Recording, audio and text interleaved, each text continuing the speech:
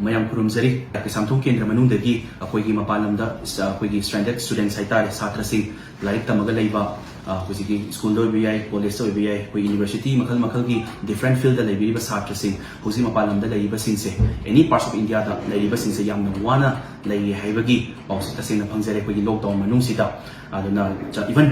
koi chaba thapagi problem bo leire dagi even rain se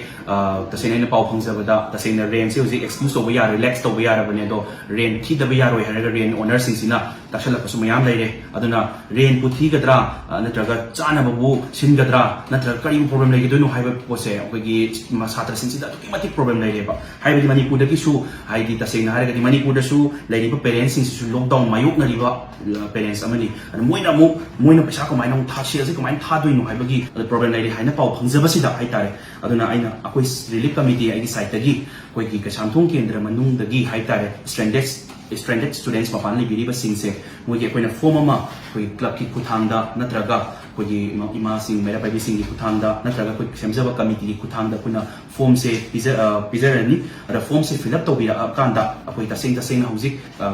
mapalamda lei haibagi proof to bibira akanda koi satra sing haitare adugi damakta koi ina ngamjaba yamdaba machada oiraga su pocket money aina